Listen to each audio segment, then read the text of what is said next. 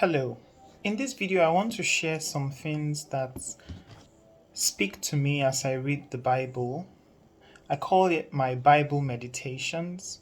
And today I want to speak from Ezekiel chapter 16. I read a very fantastic passage there about how God was speaking to the children of Israel and how he found them naked and destitute and abandoned as a baby, and then he brought them through a journey of restoration, of care, of even beautification.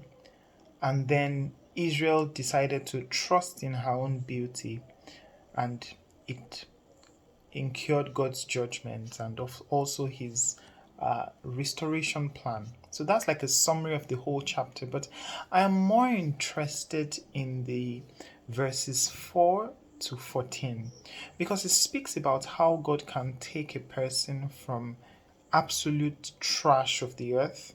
And when I use trash of the earth, I don't imply that a person is worthless, but trash of the earth in that a very low position, a sort of despised position, and how God can beautify that life because He cares and because He takes an interest in that life.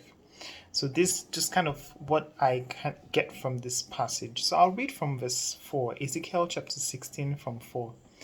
It says, "On the day you were born," here is referring to Jerusalem.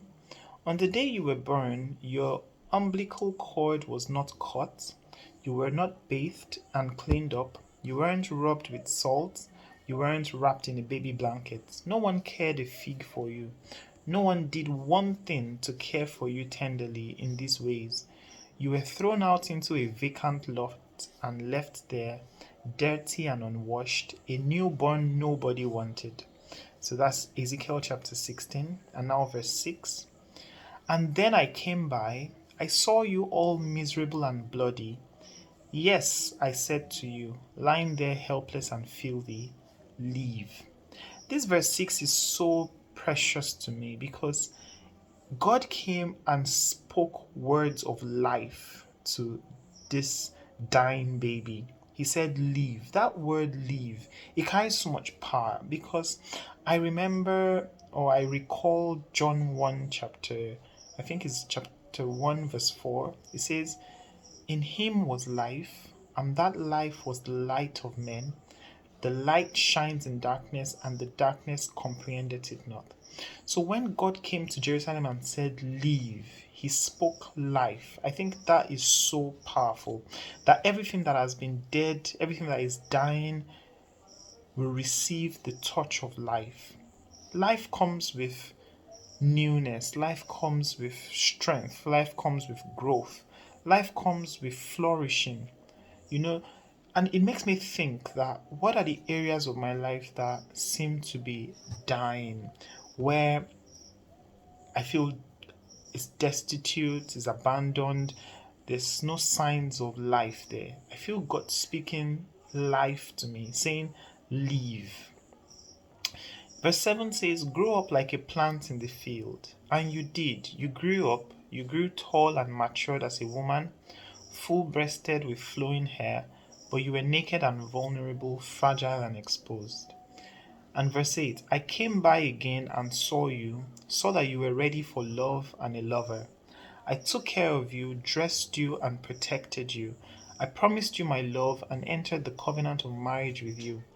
I, God, the Master, gave my word. You became mine." This verse 8 also speaks to me a lot. It says God came and saw that Jerusalem was ready for love and for a lover. And immediately it makes me want to ask, okay, is there a difference between being ready for love and being ready for a lover? I mean, let's not get spooky, but I just thought of it. But that's how meditation works, isn't it? You keep on ruminating and thinking about it and asking the Holy Spirit to give you life and light from the Word. But what's important to me was that he saw that she was ready for love. And what did he do? What he did in this verse tells me what I should do when I am ready for love and when I meet someone who I want to express my love to. right? He says, I took care of you, dressed you, and protected you. So I feel like as a man, for the person I already love, I should take care of her.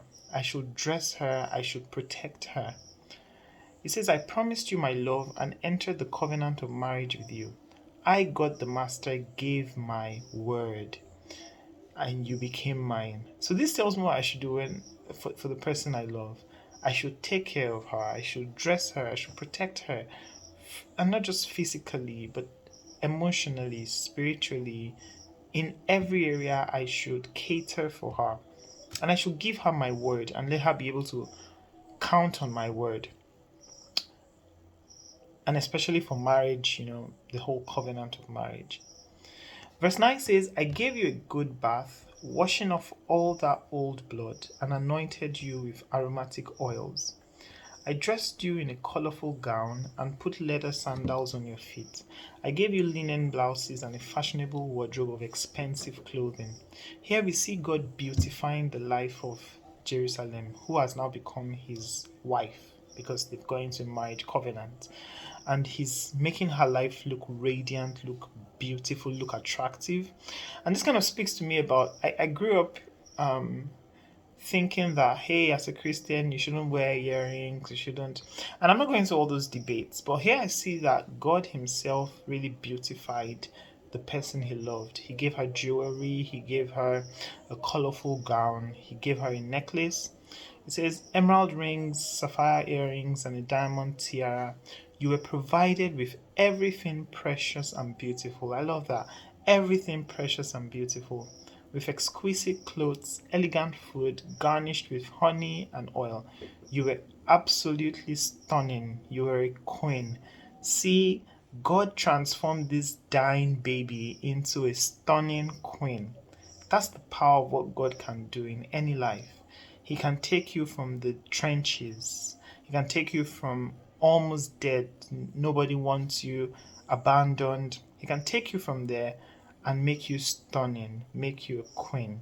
He says you became world famous, a legendary beauty brought to perfection by my adornments.